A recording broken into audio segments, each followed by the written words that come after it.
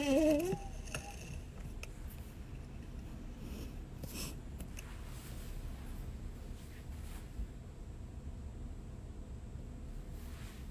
guys. So I was just live on Sky News Arabia and everyone was like, speak in English, speak in English. So if you guys have any questions, I'm here. Thank you.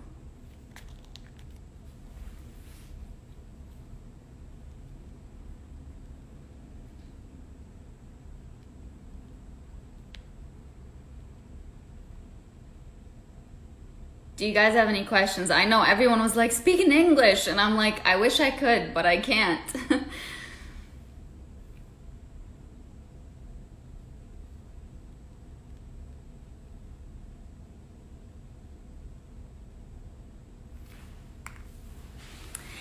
Thank you, Farah. That's my friend right there, you guys.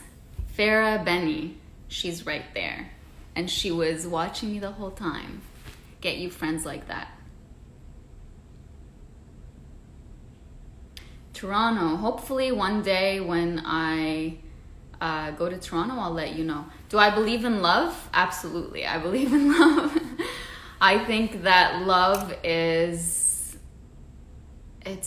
we can all feel love. I think love is the ultimate goal for any person, whether it's self-love, loving someone, being loved by someone. Absolutely.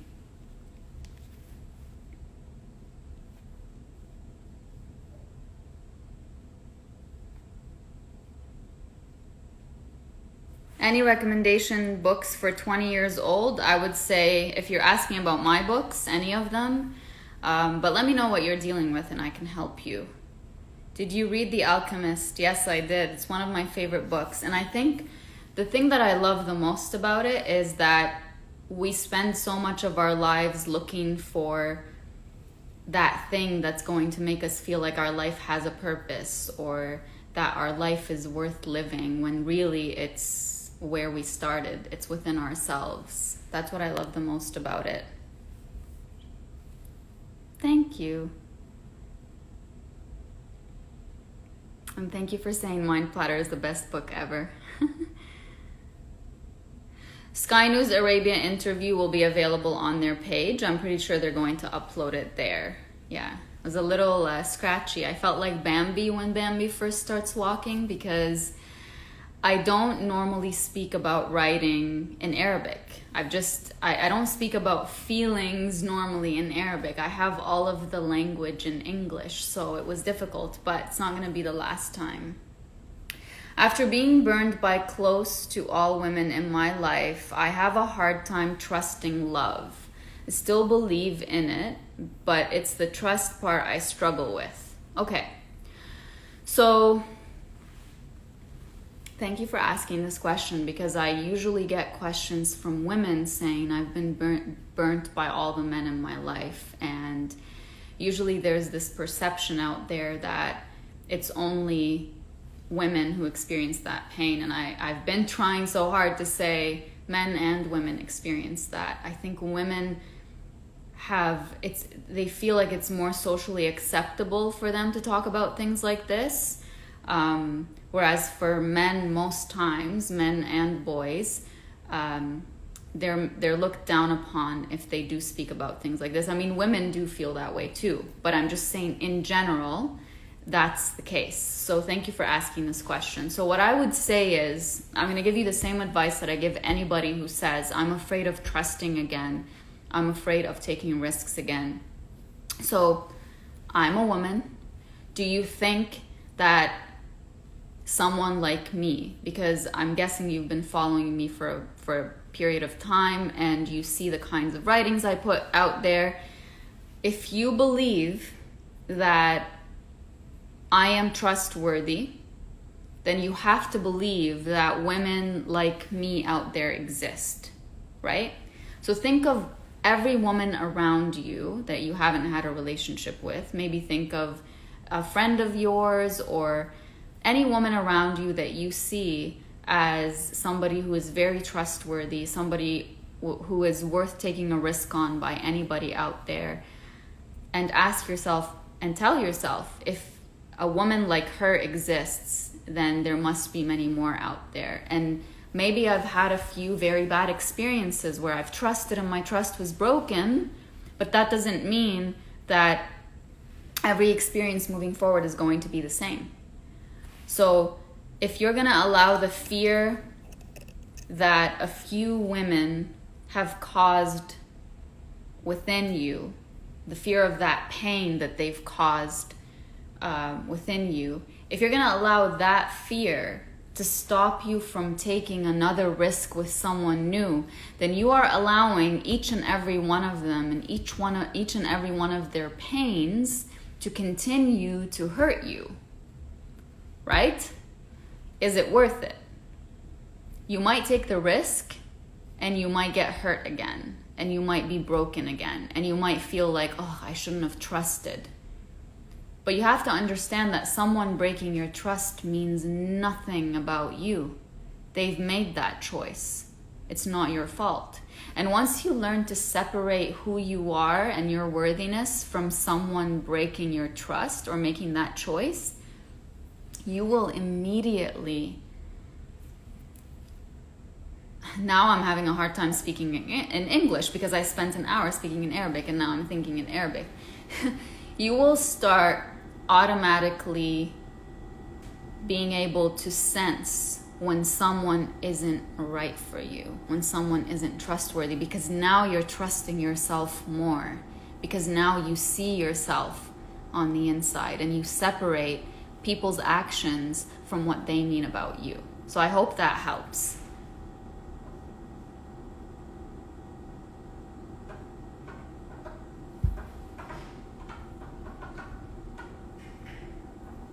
Personality and how do I get out of my own head and be more present? So getting out of your own head means that you listen to what your thoughts have to tell you about yourself, and you say, that's interesting what my brain is doing. It's interesting what my brain is telling me, but I have a choice to believe it or not. So I'm going to give you an example. Going back to this guy who asked about trusting again. If you are put in a position where you're going to decide whether to take the risk or not, your brain might tell you, don't do it. You've been hurt so many times. Why would you do it? Protect yourself. This person is going to hurt you as well, just like everybody else did, right? Is your brain always right? No, it's not. Your brain, your ego is there to protect you. It's to protect that story that you tell yourself about yourself. So how do you get out of your own head? Instead of believing that you are what you think, you believe that you are who you are, and your thoughts are something that you can observe and witness and choose whether to listen to them or not. So you're separating yourself from what your thoughts are telling you. I hope that makes sense.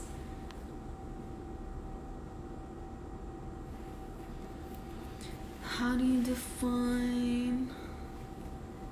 can you define your personality and how much you've moved forward throughout your experience?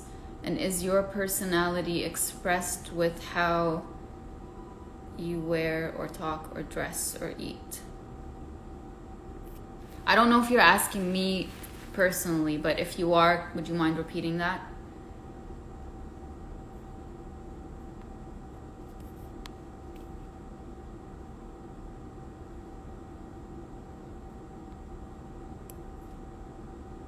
What is the meaning of Najwa? Najwa is an Arabic name, and the word means divine talk, and it's to talk about your innermost thoughts and feelings. So that's what my name means. It's like my parents knew.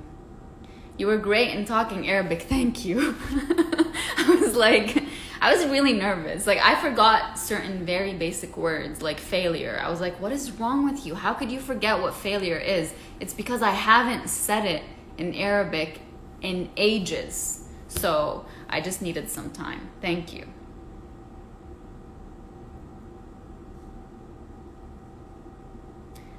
What do you recommend doing once your partner doesn't seem to be interested in working things out in a relationship?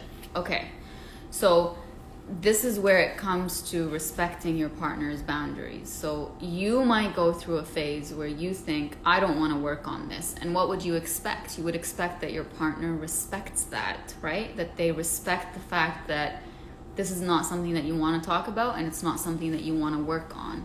So do for your partner what you would want your partner to do for you if you were to say, I don't want to talk about this right now. Give them space. If they need space, give them space. Because at the end of the day, your purpose of talking about things or resolving things is to keep this relationship moving forward, right? And why are you keeping this relationship, or why do you want it to move forward? It's because you want to build a life with that person, right?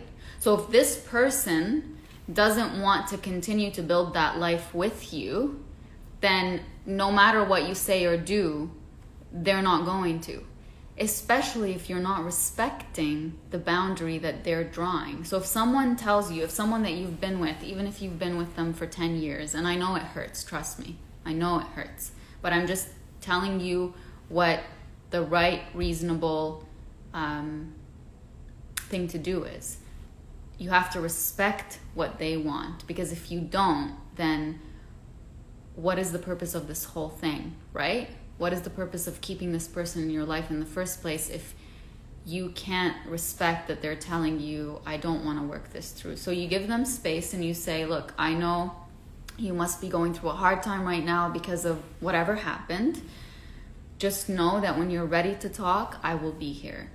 And just give them that safety. And trust me, more often than not, when you allow someone that space, they will have a clear head to think about things, and that's your best shot at making something work, is giving them the space that they need. Because what happens when you keep chasing after someone and you keep saying, listen to me, listen to me, listen to me, we should talk about this, we should do this, we should do that, how could you have done this or that?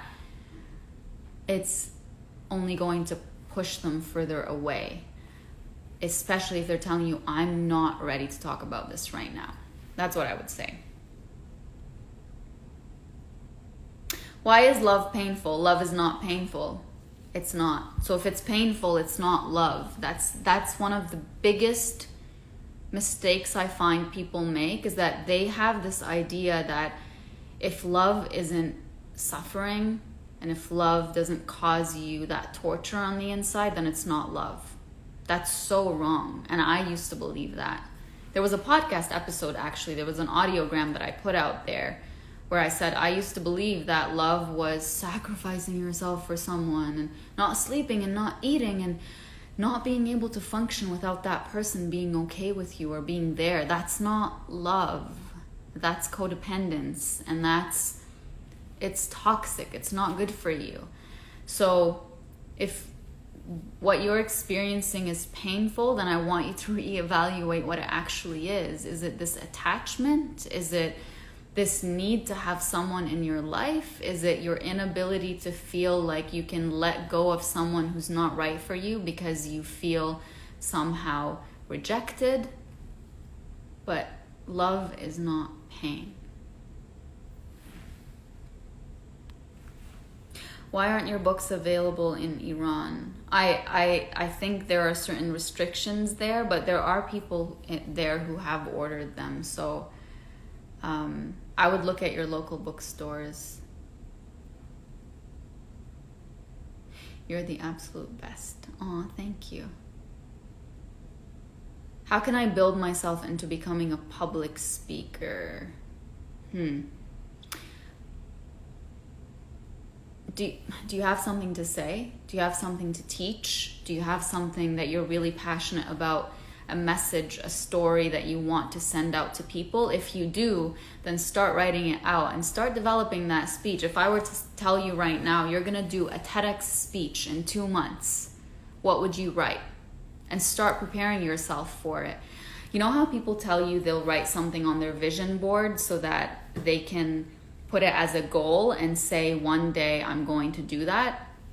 I really believe, like I know this sounds weird, I saw myself on stage a long time before I was on stage. I could see it in my head. I could see myself standing in front of people, telling them a very specific message.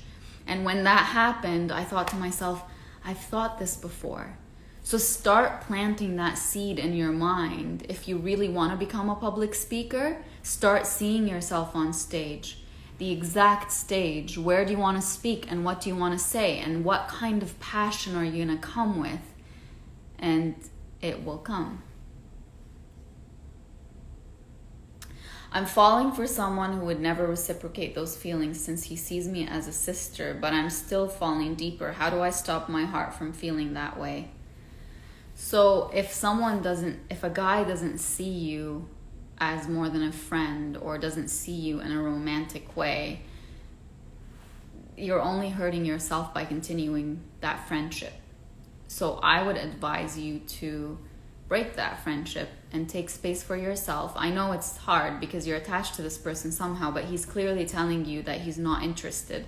So the more you dwell on it, the more you are going to feel rejected, which is not true. Rejection is just the way that we perceive what happens in our lives. But the more you're going to feel that way, and the more you're going to feel like you're constantly trying to knock on a door that is not opening. So you need to distance yourself completely and show yourself what kind of relationship you actually deserve. And this doesn't mean anything bad about this guy at all. He was clear with you on how he sees you. So he's done his job. And so now it's on you to create that distance and that separation so that you could start seeing this whole situation differently.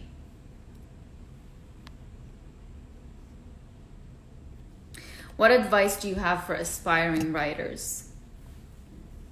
Just start writing.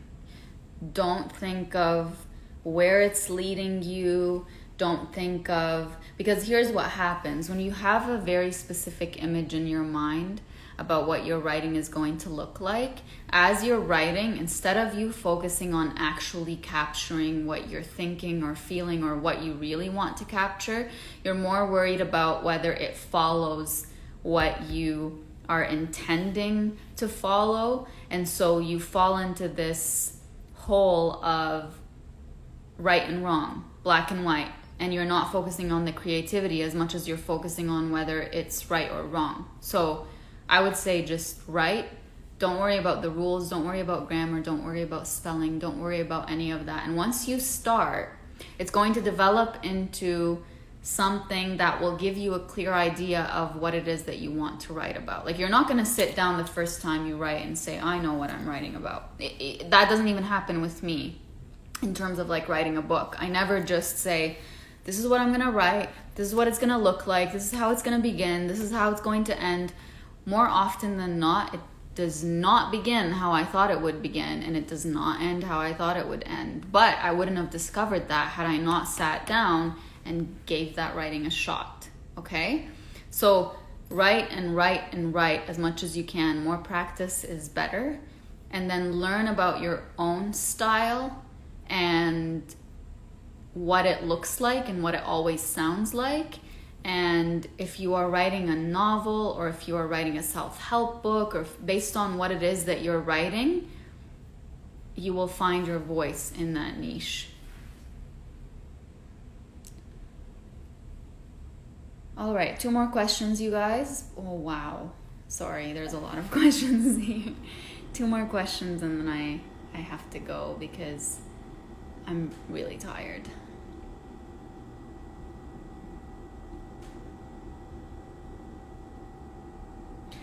Are my books available in Kuwait? Probably at any Virgin Mega store or any major bookstore chain, yes.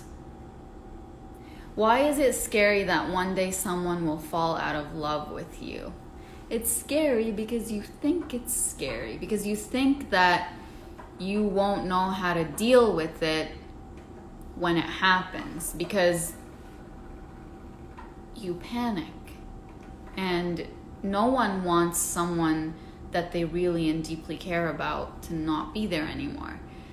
So I would go a little bit back and say, why do you have that fear that someone will fall out of love with you one day?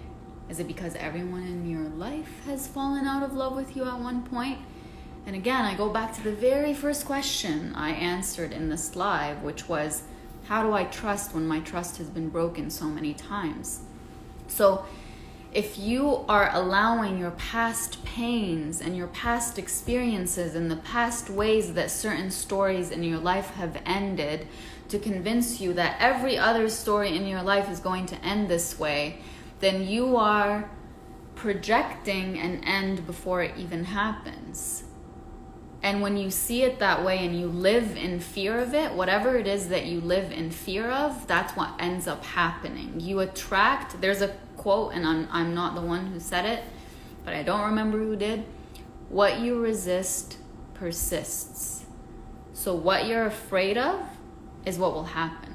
What you're trying to avoid is what's going to happen. So if you're living through this relationship and you're constantly afraid that this person's going to fall out of love with you, that will probably happen because you'll attract it. You attract what you're afraid will happen because it's reflected in your actions and it's reflected in your words and it's reflected in the way that you are with this person. Like, think about it this way. If you're afraid of losing something, you hold on to it for dear life, right? And sometimes you suffocate it. And you don't actually spend time loving it. You spend more time being afraid that it's going to go away. And who wants that in a relationship? Who wants to feel suffocated? Who wants to feel like you're just afraid that they're going to walk away? You know what I mean?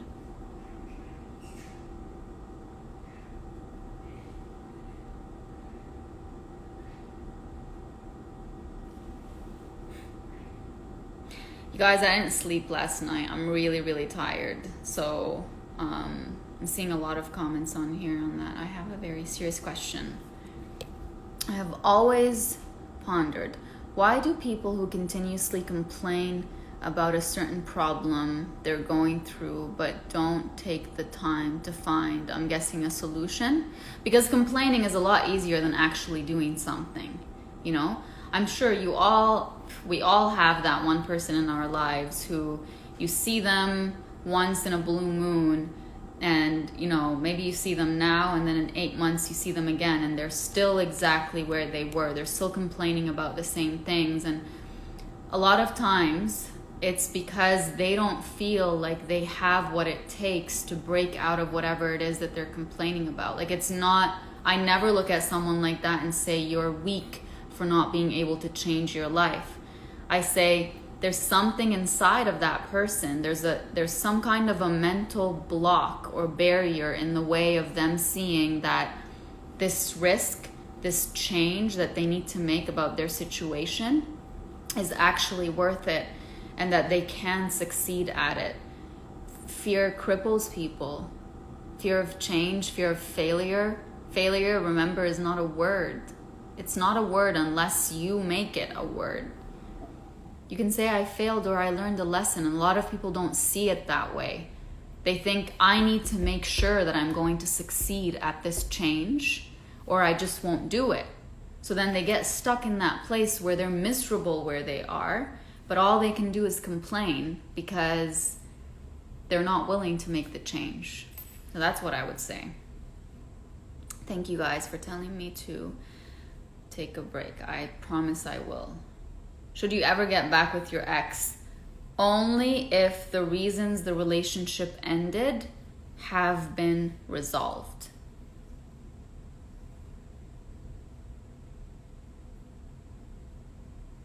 My books, you can go to my website and find links everywhere. They're available wherever books are sold. They're on Amazon, they're available in audio, in my voice. You can find them anywhere. You can leave me a DM, but it's not going to be guaranteed that I get back to you. How do you deal with author, writer, advocate burnout? Remember, your goal is to effect some kind of change in the world, whatever that change it is for you, right? As an advocate or as a writer or a speaker or whatever. But if you are not here And I don't mean it as in like if you die. I mean if you can't fully be present and alive and live your life, you are going to burn out. So before that burnout happens, make sure that you take out time for yourself to rest. Make sure that you take out time for yourself to live, to experience, to have friends, to have relationships, to eat, to enjoy life. Because if you don't block that time out, and trust me, this is coming from experience. When I was 23 years old, I was teaching full-time. I was doing my master's full-time. I was tutoring 7 days a week. And I was working with my brothers all at the same time. And what happened one day is that I crashed my car because I wasn't sleeping. I was not fully present. Like, I could have seriously injured myself because I took on way more than I should have been taking on. Every single thing that I was doing was great. Teaching, amazing. School, amazing. Tutoring, amazing. Working with my brothers, amazing. But I had to make the choice to say, how much can my body handle? So just like you're advocating for others, you need to advocate for yourself. Aw, your books guided me out of a sad depression. Aw.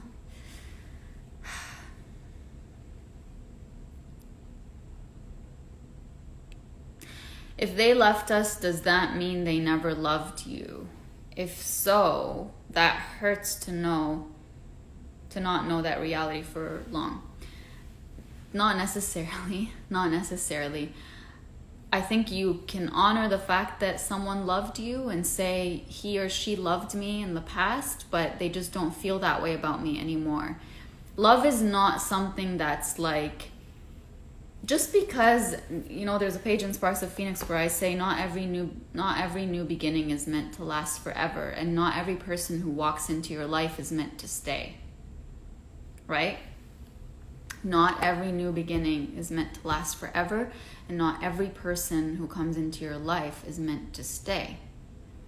Like, listen to that. Some people will come into your life and love you for 10 years, and then it's time for them to go and love someone else. It's time for you to learn something about loving yourself and about loving others. So just because someone no longer loves you the way they loved you before, it doesn't mean they never loved you.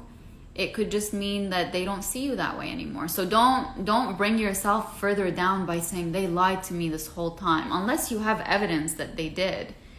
But just respect the fact that that part of their life ended, and as hurtful as it is, trust me, I'm not saying this to be heartless. I'm saying this out of reason and logic. They could have loved you deeply, and I'm sure they taught you certain things about yourself. I'm sure they taught you certain things about life. I'm sure they made you feel feelings you never felt before. Honor that. You don't have to sit there and say, that must mean that you never meant anything you said. That must mean that you lied to me, you took advantage of me this whole time. It doesn't have to mean all of that, So don't make that end mean more than it actually means. And take it as an opportunity to start over yourself.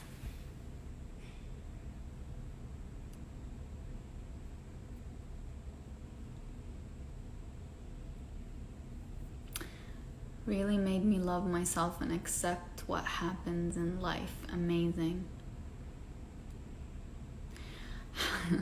How can someone that you know loved you unexpectedly turn around and leave after 6.5 years with nothing bad happening? I lost my best friend and he blocked me on everything. Why would that happen?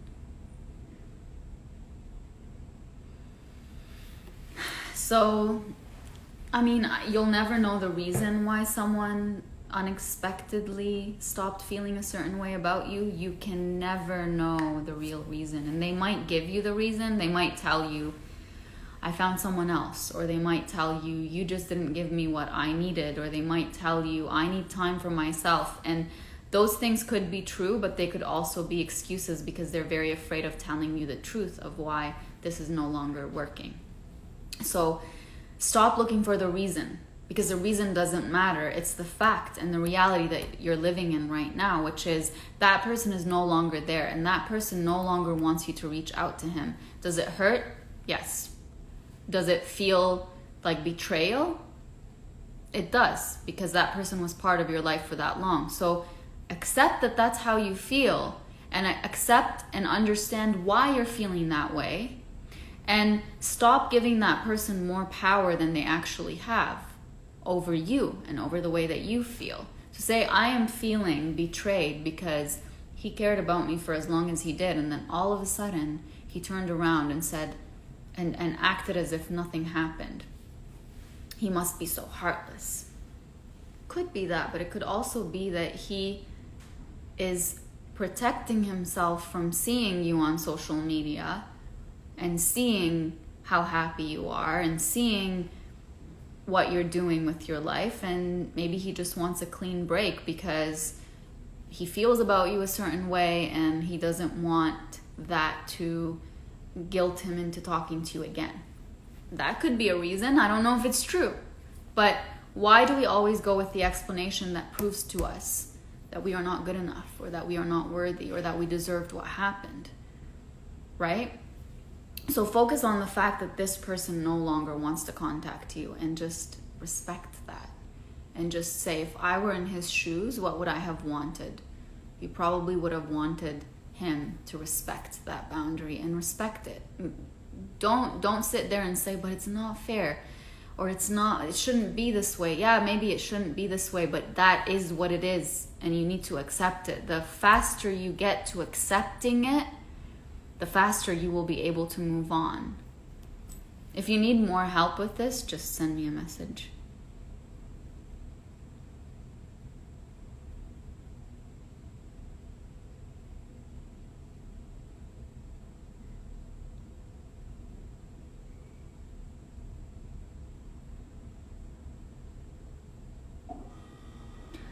How can you stay positive during this time? Keep studying, not being lazy. First of all, I've said this before, but just because we have a lot of time on our hands right now, it doesn't mean that there is added pressure or expectations for you to do more.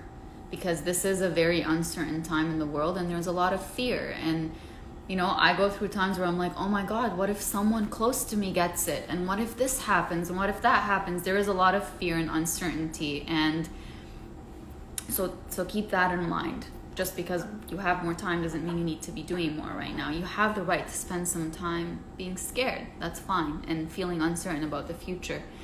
But I find that even on regular days, it's hard to keep focused on studying and doing the work that you need to do. So I will answer that question in those terms. Focus is usually more difficult when it comes to studying because we're not interested in what we're learning, or we forgot why we started learning what we're learning.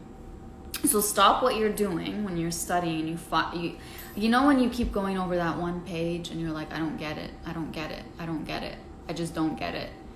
And you feel like you spend hours and hours and hours trying to understand something, and at the end you just feel so exhausted and you've done nothing. It's because you didn't take that step backwards and say, okay, what is the purpose of this? Why am I learning this? If your purpose is to get a great mark in the course, okay, fine. I understand that universities and colleges don't work the same way, you know, as like you can't say I'm not interested in learning this, so I'm not going to learn it. Then you fail the course, right? So whatever your purpose is, if it's to learn more about that topic, to understand it more, if you have a certain passion for a certain kind of career, then keep that focus in mind. And that's just going to realign you and make you see the value in learning what you're learning. And once you do that, it becomes so much easier. That's like the first step to take. That's what I would say. Who else thinks this woman is just a drama queen? Do you guys think I'm a drama queen? Why are you even here if you think I'm a drama queen? Like, if you think I'm a drama queen and you're listening to me, then you come to your own conclusions.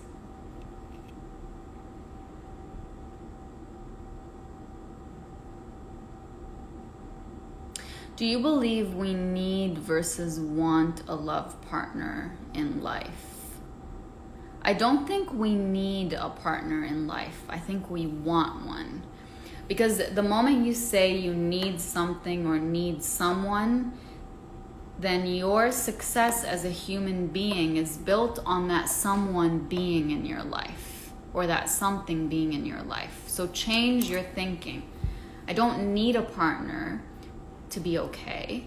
I would like to be with someone. I would like to have a companion. I would like to share my days, my heart with someone. I would like to share my memories. I would like to come home at the end of the day and have somebody to have dinner with. I would like to. I don't need that. You are not less than by not having someone in your life. Nothing is wrong with you for being single or not being in a relationship. Nothing is wrong with you for not being married by a certain age, not having kids by a certain age. This whole idea of, I feel like, and I don't know if you guys agree with me, but I feel like relationships on social media are way too over glamorized. Like rarely do you ever see someone talk about problems. And not that I'm saying people should share problems, but I feel like they can if they want to. But I feel like there's this over glamorization of what it means to be in a relationship. And sometimes you look at posts like that and think to yourself, well, if I can be in a relationship like that, then I would be happier. There is no relationship on this planet other than one relationship that will make you happy. And that's your relationship with yourself. Because just like you might think, once I buy that car or that purse, or once I get that job, or once I get that degree, I will be happy. It's the same thing with another person. At first, you might feel that happiness, that rush of emotion, but then reality sets again. And you remember all of the problems you had before. A person doesn't take away your problems. A person doesn't take away the real issues that you need to deal with. And also, it's not fair for you to know that you are not ready to be with someone when you're at that level where you're really happy and connected with yourself. For you to throw yourself into a relationship just to say, I'm in a relationship, and then hope that with time your problems are going to be resolved. You might end up with a person who's willing to listen to you and help you and be there for you and help you change, but that's not fair to expect from that partner. Because the purpose of being in a relationship should be to be in love together, and it's not a one-way street where one person is constantly lifting the other person up. I mean, you go through phases like that where you're giving 90% sometimes and they're giving 10, and then other times you're giving 10 and they're giving 90. But it can't always be that one person, you lay all of your emotional burdens on them and just expect that they're going to make your life a good life, you know?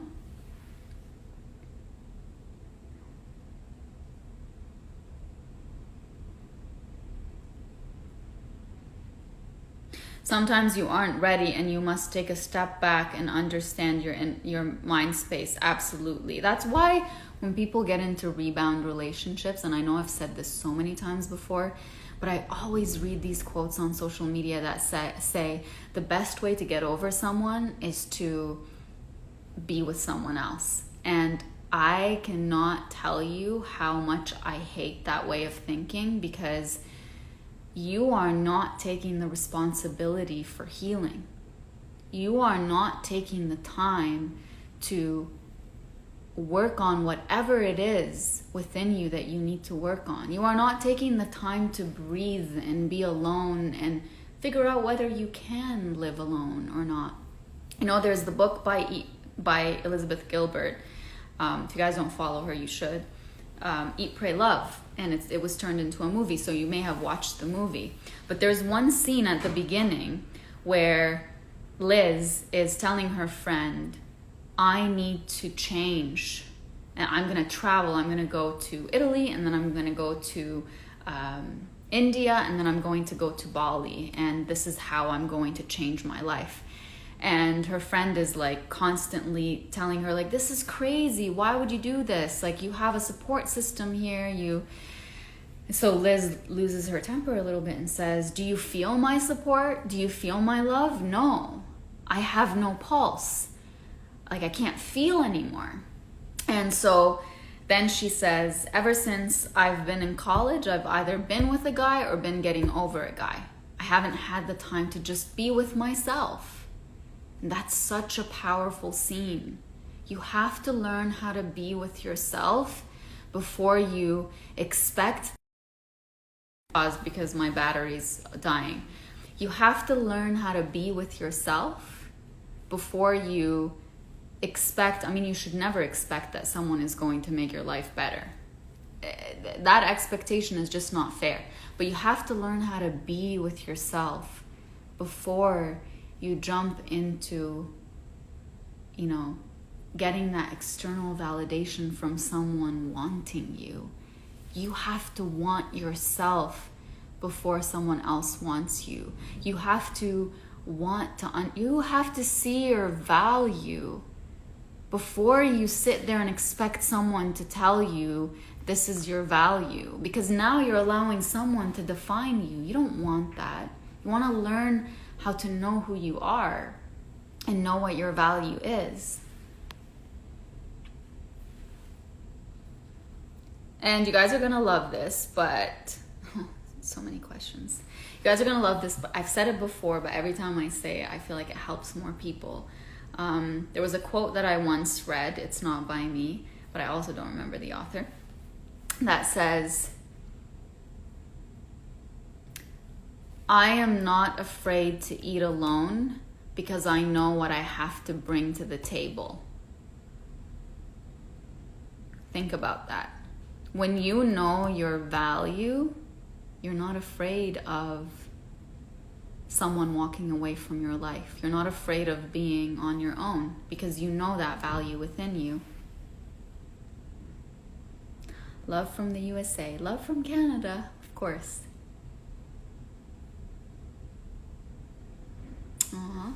Every time I read, you changed my life. I didn't change your life. You changed your life. I gave you that push. That's it. Never say someone changed my life. You changed your life. You took that step. You probably listened to so many videos and so many podcasts and read so many things, and just, does that mean that just reading them or hearing them means that changed your life? Or was it you taking that conscious effort to internalize everything that you read and everything that you heard and everything that you watched and say, I am going to change? You changed your life. I didn't change your life. Love from Oman. Love from Indonesia. Love from Canada to all of you guys. I'm not Armenian. I'm Lebanese. But no, I'm not Armenian. People think I am because it's Zebian, but no. How do you see your value? Okay. I will end with this question actually because I can't feel my throat, to be honest. But I'll try to do another live, maybe tomorrow. Let me know if you guys would like me to do a live where you guys can come on and speak. If you would, just leave a comment and let me know. Listening to me speak is better than reading my books. Well, it's because I'm the one who wrote those books, I always say this. The things I wrote didn't come from wanting to get your guys' approval. They came from me. Like, those are me, So, if you liked my writings, you must like me as a person. So, the question that I was going to answer is, how do you see the value in yourself? So, I think it needs to begin with, someone earlier asked me, how do I get out of my own head? So, you need to get out of your own head. But before you get out of your own head, you need to listen to what your mind is telling you about yourself. What's the story that your mind always goes to? What goes through your mind the moment you're about to take a risk? What goes through your mind when you say something that's really vulnerable and you feel that fear on the inside of them not reciprocating? What goes through your mind when you try something new? Because I guarantee you, for most of you, what goes through your mind is, that's never gonna work out. Like, you're crazy for trying that. Or, why would you even try this? Like, no one has tried it before. Or, that person tried it and look at what happened to them. Or, you know, remember that guy on YouTube who said, you know, that you need to show people that you're living a great life instead of actually living a great life? Like, listen to what your mind says when you try to do something or when you say something. Your mind is usually your biggest critic.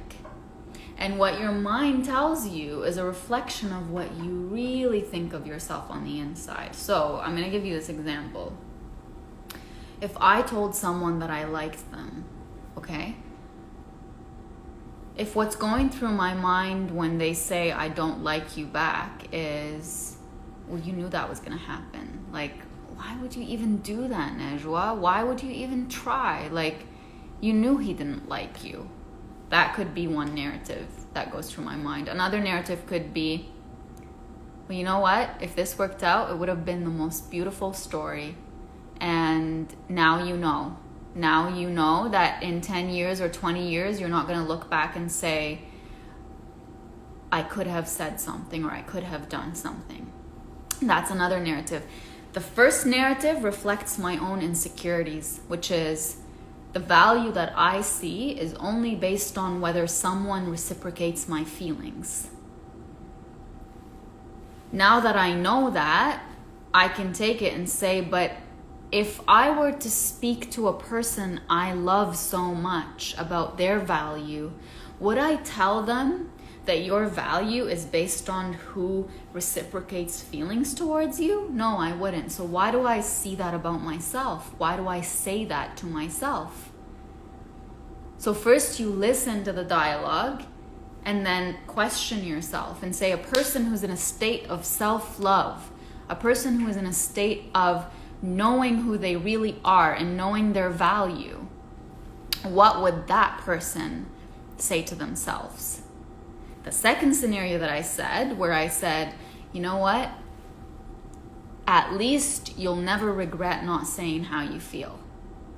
That reflects that I understand that someone not reciprocating feelings towards me doesn't mean that anything is wrong with me. And I'm actually telling myself, you are brave for taking that step.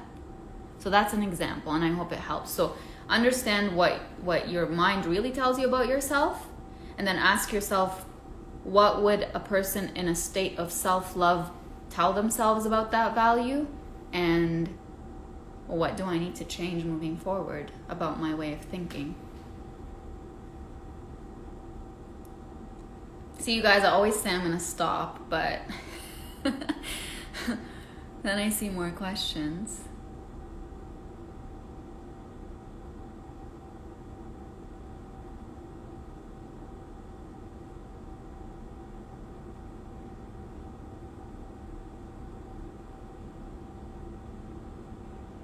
What would you do if you're stuck between love and respect? You should never be stuck between love and respect, because respect is one of the most important things in any kind of relationship in life. You can't say someone loves you if they don't respect you. You can't say, oh, he loves me or she loves me, but sometimes they don't respect me. Talk to them about it, because sometimes what you think is disrespect, they might not even be aware of it. Like, you might think it's disrespectful that, you know, they're 5 minutes late, but to them, they might not view it that way. So just make sure that the things you view as disrespect are things that they see the same way, or that they know how that makes you feel. But if it's disrespect, like real disrespect that everybody would consider to be disrespect, then I would urge you to ask yourself, is that really love? Because disrespect never comes out of love, ever.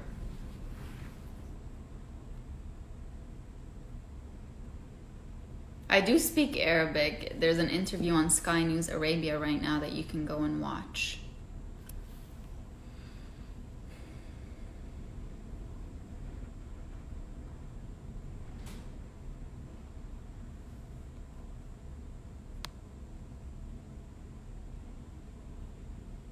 Should you wait for someone who says they love you, but they don't have time for you? You tell me, do you want to stay? Like, it's totally up to you. There are people who get into relationships and they fully understand that. I have a friend, for example, who got into a relationship and they were together for about a year. And then her boyfriend decided that he was going to go back to school. And so for the next 2 years after that, they weren't able to spend nearly as much time as they wanted to before, as much time as they did before. But my friend understood that her way of showing love was supporting him and his dream. And so she waited. So it's totally up to you. But if this person is someone that you're not even in a relationship with yet, and they're telling you, I don't have time for you, like, ask yourself, is this something I want? There's no right or wrong answer. It's based on what you want. If you want time and they're not able to give you time, then you're going to be miserable sitting there saying, he's not giving me his time or she's not giving me her time. So it's totally up to you.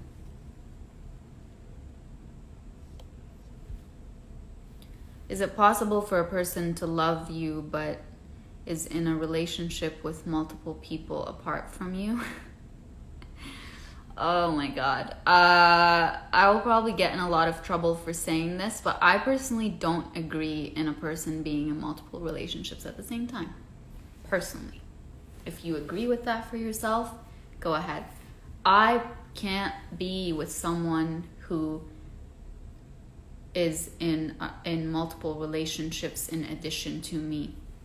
That's not something I accept. And you have the right not to accept that, and you have the right to accept that. It's totally up to you. But don't ask me if it's okay, because from my point of view, for myself, it's not. You have to ask yourself if you're okay with it. And please do not allow anyone to bully you into believing that your inability to accept that your partner is in multiple relationships means that you're insecure. Don't allow anyone to bully you into that, because it's all a matter of preference, and it's all a matter of what your boundaries are. So if you can't handle that, then accept that you can't handle that and be able to voice that and say, that's not something I agree with. That's not something I want.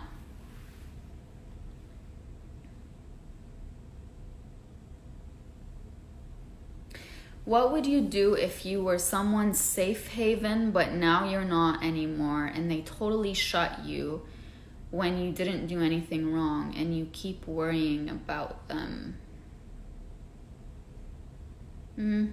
Try talking to them about it. Send me a message, because this is a much longer answer than I can do in a live. I have a 7-month-old baby, but my husband doesn't respect me. He never thought about my wishes. What should I do? I think you know what to do. But what you need to ask yourself before you make any decision is, are you safe to make a decision like that? Because I don't know where you live, and I don't know what the traditions are or whatever, but sometimes I know that it's hard for someone to leave, especially a woman in certain parts of the world. So just make sure that you have a safe haven, you have a safe place that you can go to where you and your child could be cared for and provided for. Why did she say I'm too nice or too good and say she doesn't deserve me and walk away? Okay, there's a myth out there. Well, it's a very widespread myth, I think, that nice guys finish last, or like if you're too nice of a guy, girls don't want you, or from personal experience, I'm telling you that's not true. Like, so many men message me saying how much pain they're experiencing and they genuinely believe that it's because they were good to the woman that they were with. And I always have to remind them that you being good to the woman that you were with, that's what majority of women want. They want you to be good to them. They want you to be respectful. They want you to go out of your way. They want you to be romantic. They want you to be nice and kind. So don't view one person telling you, you being nice is a turnoff to make you believe that being nice is the reason that you are not attracting the relationship that you want. Don't get bullied into believing that, because you are basically putting on a show of not being that nice person so that you could attract someone who is attracted to people who don't give her that attention.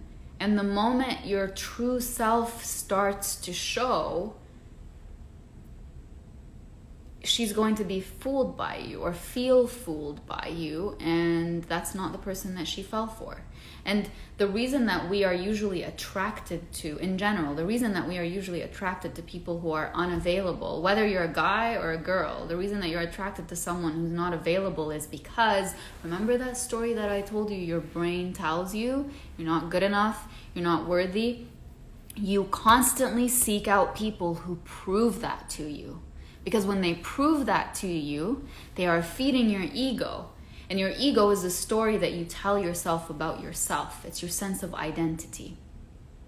So if the story that you believe about yourself is, every person who walks into my life will walk away, because that's what my childhood taught me in some way, you're going to go after that familiar pattern of people walking away. So you start going after the people who prove to you that you're not good enough, and the ending is always familiar. The pattern is always something familiar, and familiar doesn't mean right.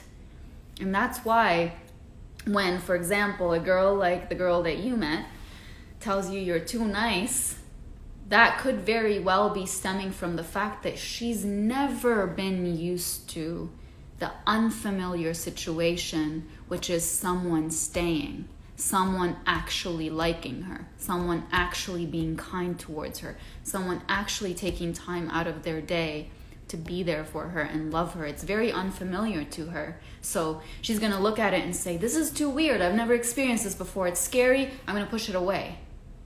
That's what we usually do. We're afraid of what we've never experienced before. And so it's safer to seek out someone who proves the same story we went through. That's safer because that's predictable and we've experienced it before. And even though we say on a conscious level, I don't want that, on a subconscious level, I go for that because I felt that before and it doesn't feel risky and scary. Does that make sense? This is the first time I've talked about stuff like this, by the way.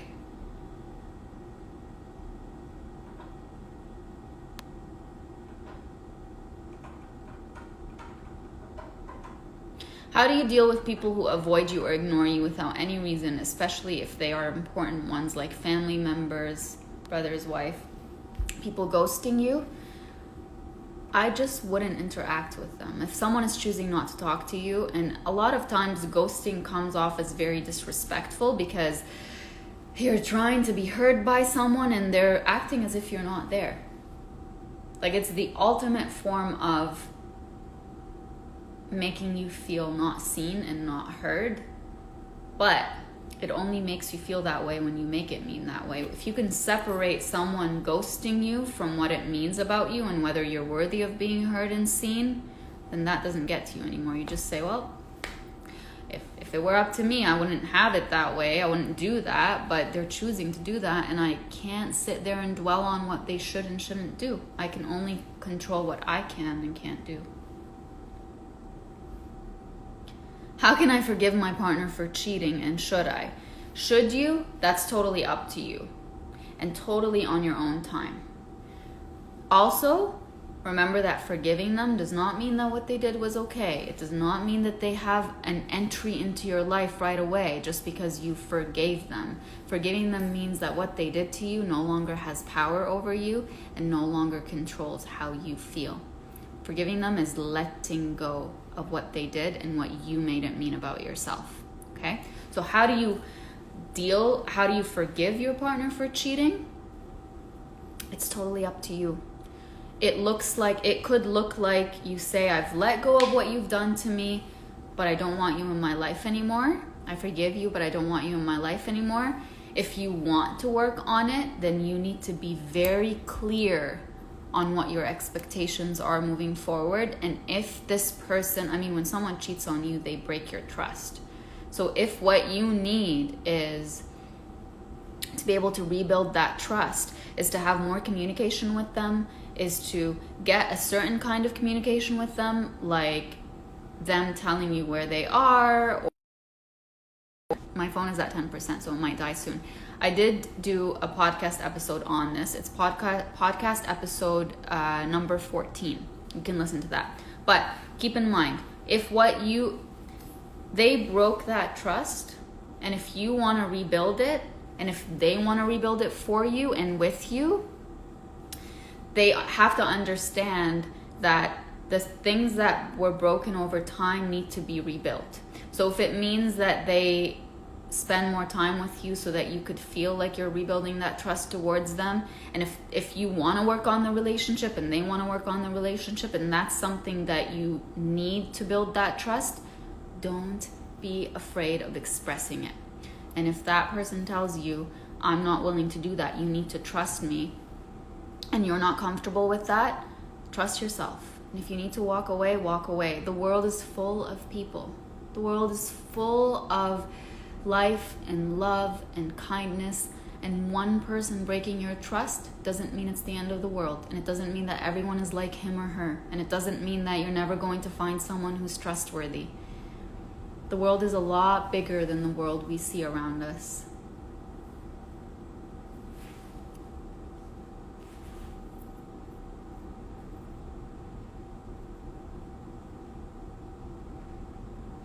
What if you've been in a relationship for a few years, and over this time you have both gone through so much, broke up, but you still feel the connection? It's fine to still feel the connection that you were with someone in the past. It's fine. But we're afraid of letting go of someone who we spent years with and felt certain things with, because we believe that we're never going to find that feeling anymore, or we believe that that was the best that could have ever happened to us, or we believe that every new person that we meet just doesn't feel like that. And so we immediately cut people out of our lives as soon as we meet them, or we give them, a few weeks of a try and then say, but no, he is not like him, or she is not like her. So I'm going to go back to hoping that this past broken connection, this past broken relationship is the best that I could have ever done. And correct me if I'm wrong, but what you're thinking of when you're thinking of that past person is all the great memories. But somewhere you're missing all of the reasons why that relationship broke down. And if that's the case, the moment, even if it were to happen that you go back to that relationship, the same reasons that it ended are going to cause you the same kind of turmoil they caused you before. I always tell people, you might never feel the connection you felt with the person in the past with someone new. You're going to feel something new with someone new. Or you're going to feel similar feelings that you felt in the past with someone new. It's never going to be exactly the same. But you need to believe that your image of what love should feel like needs to be able to change and adapt. Because if you thought that was love, something that was broken, you might think moving forward that something that's not broken is not love. So you need to be open to changing the way that you perceive that connection that you're talking about.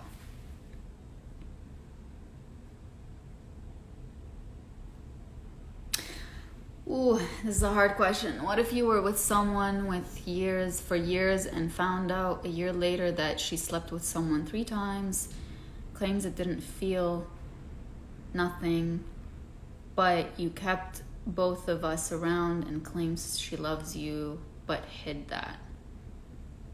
Like, if I were in your shoes, I would just say this person broke my trust and was able to be unfaithful with me behind my back, and personally that's not something I accept.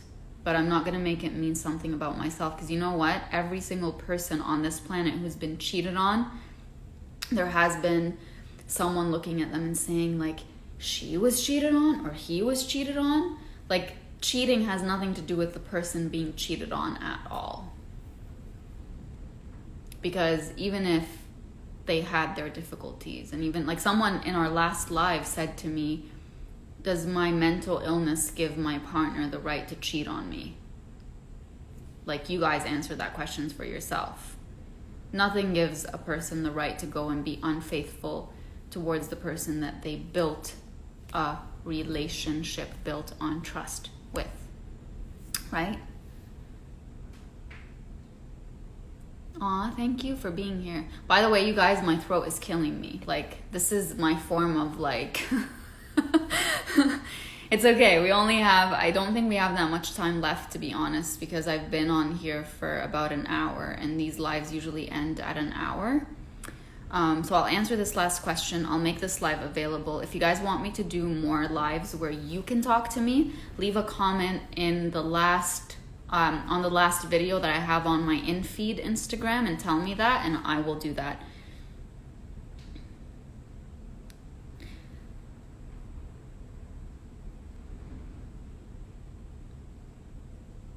How do I fully recover from the last guy that hurt me? I know I deserve better. I know there's more to come, but a part of me is sad that it ended. Of course you're sad that it ended. It's fine. Endings are sad, but they can also be happy. They're a part of life. Like, flowers die every day, and trees fall down every day, and they shed, blossoms of flowers that are growing every day. Death is part of life. Endings are part of life. Feel sad because you shared certain feelings with that person. They're no longer there. But just because you experienced that and it ended, it doesn't mean you can never experience it again. Just look at it as that was the best thing that could have happened in that situation. Honor the memories, honor the feelings. There's a video on YouTube on steps to do after a breakup, if that helps you, because I talk a lot more like this in that video. And just say, thank you for everything that you've taught me. Like, thank you for this experience. I know now more about myself, more about my value, more about my worth, more about what I'm looking for in a relationship, and move forward with your life.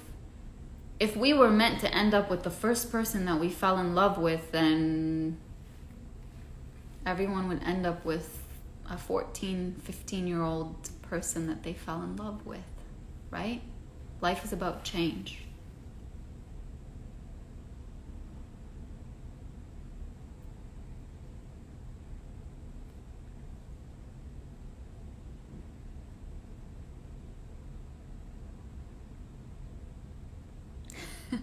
Harassing me online. I'm not harassing you. I'm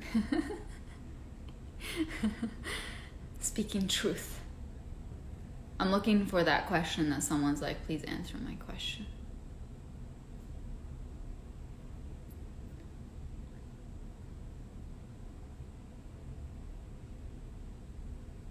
You can text me privately, yes, or message me privately. There's someone who's saying I am asking something and I can't see it. Like, there's a billion questions on here. So if you think that I'm being rude by not answering, I genuinely can't see your question. There's so many on here.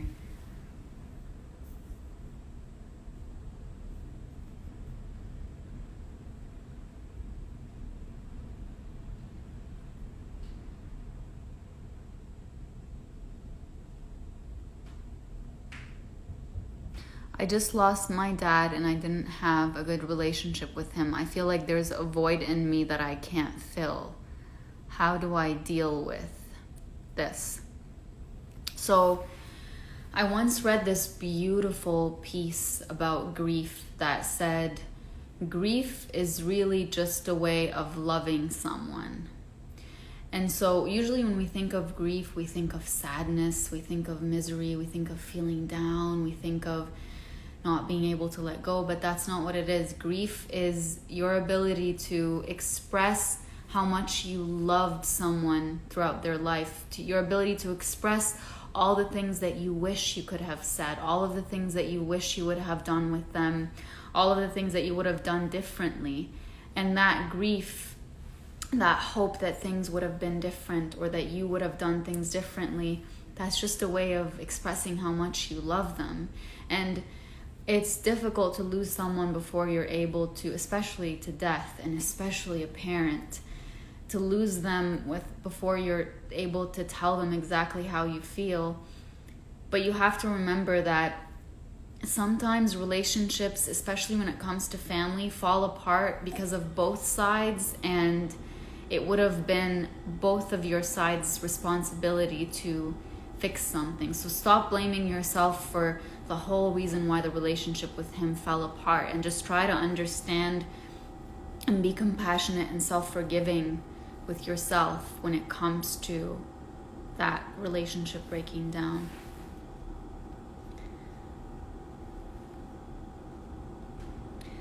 Okay, you guys, I'm gonna get going because I can't feel my throat anymore. I've been on lives. This is my second hour. But like I said, please leave me a comment on my last post on Instagram and let me know whether you would like me to do a live where you guys can jump on and share certain things with the rest of us. I'm sending you so much love and so much strength and so much healing, and I hope to be able to speak with you soon. Have a lovely day.